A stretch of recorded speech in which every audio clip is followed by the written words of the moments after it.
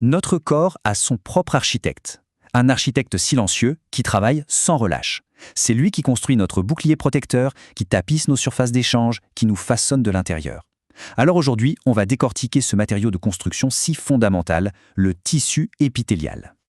Alors, la peau, les poumons, l'estomac. On a là 3 organes, avec des fonctions qui n'ont a priori rien à voir. Et pourtant, il y a bien un point commun entre eux. Mais lequel ? Eh bien la réponse, c'est ce tissu incroyable qui les tapisse absolument tous. En fait, il forme une interface, une barrière essentielle, non seulement entre nous et le monde extérieur, mais aussi à l'intérieur même de notre corps, entre tous les différents compartiments. Non.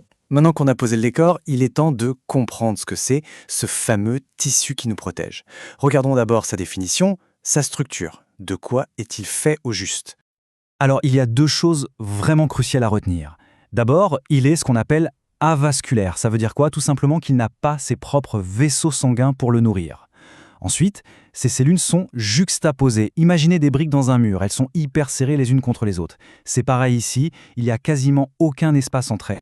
Et justement, si on regarde sa structure de plus près, on voit bien cette couche supérieure très dense de cellules. C'est ça l'épithélium. Mais juste en dessous, il y a une pièce maîtresse, la membrane basale. C'est un peu ses fondations. C'est elle qui l'ancre solidement et qui le sépare du tissu conjonctif.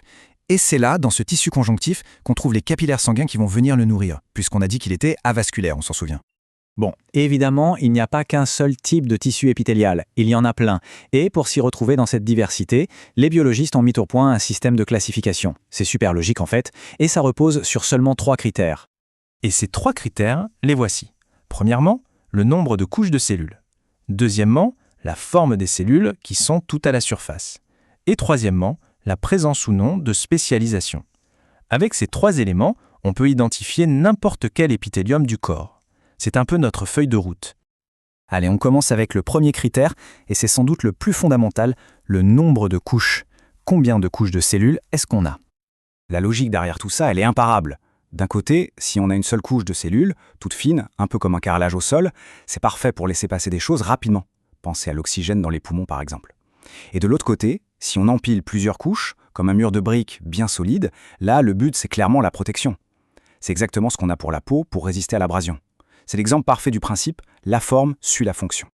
Et quand on met les 2 côte à côte, visuellement, la différence est juste frappante. D'un côté, l'épithélium simple, tout en finesse, tout délicat, vraiment optimisé pour l'échange. Et de l'autre, le stratifié, épais, robuste, une vraie forteresse. Le contraste est vraiment saisissant. Mais bon, ce serait trop simple s'il n'y avait pas une petite exception, n'est-ce pas ? En biologie, il y a toujours un petit malin, un imposteur qui vient brouiller les pistes. Et le voilà, le coupable, c'est le pseudo-stratifié. Pseudo, ça veut dire faux, et il porte bien son nom. On a l'impression de voir plusieurs couches parce que les noyaux des cellules sont à des hauteurs complètement différentes. Mais si on regarde bien, en fait, toutes les cellules, sans exception, touchent la fameuse membrane basale. Techniquement, c'est donc un épithélium simple, un bel exemple de trompe-l'œil qu'on trouve notamment dans nos voies respiratoires. Allez, maintenant qu'on a vu les couches, intéressons-nous aux options, aux petits gadgets que ces cellules peuvent avoir à leur surface. Ce sont ces spécialisations qui leur permettent de faire des choses bien précises. Si on zoome dessus au microscope, on voit que les cils, ce ne sont pas juste des petits poils immobiles. Pas du tout. Ce sont de véritables petits moteurs qui battent tous ensemble en rythme pour créer un courant. C'est ce qui permet de faire bouger le mucus dans la trachée, par exemple. Et comment ça marche ce mouvement ? Eh bien, le secret est à l'intérieur. Chaque cil a une sorte de squelette, une charpente de microtubules qu'on appelle l'axonème. Et c'est cette structure interne, en utilisant de l'énergie, de l'ATP, qui va orchestrer ce mouvement de battement. Une petite merveille d'ingénierie à l'échelle nanométrique quand on y pense. Il y a une autre spécialisation très importante, mais cette fois-ci, elle est immobile. Ce sont les microvillosités.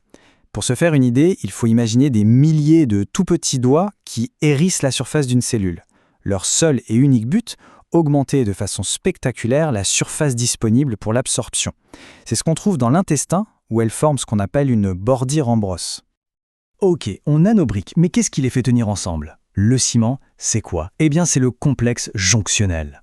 Tout en haut, on a les jonctions serrées, qui sont là pour rendre la barrière complètement étanche. Plus bas, on trouve les desmosomes. Eux, c'est comme des points de soudure super solides. Et puis, il y a aussi les jonctions communicantes, qui sont de véritables petits tunnels pour que les cellules puissent papoter entre elles. Bon, maintenant qu'on a vu toutes les pièces du puzzle, les couches, les formes, les spécialisations, on peut assembler le tout. Voyons à quoi ressemble la construction une fois terminée, et surtout à quoi elle sert. Pour résumer, l'épithélium, c'est un peu le couteau suisse de notre corps. Il fait tout. Il protège, comme avec la peau. Il permet les échanges, comme dans les poumons. Il capte des informations sensorielles, comme dans le nez. Et il peut même générer du mouvement avec ses cils. C'est un vrai touche-à-tout.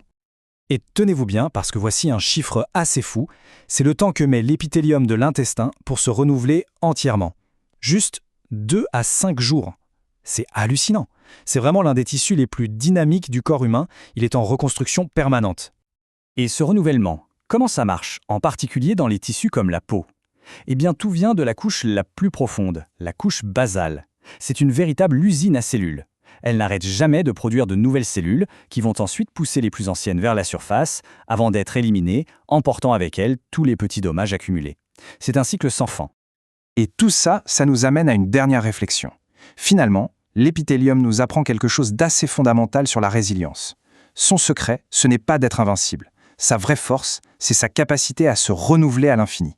Et on peut se poser la question, peut-être que la vraie force, ce n'est pas de ne jamais être abîmé, mais plutôt d'avoir cette capacité à se reconstruire encore et encore.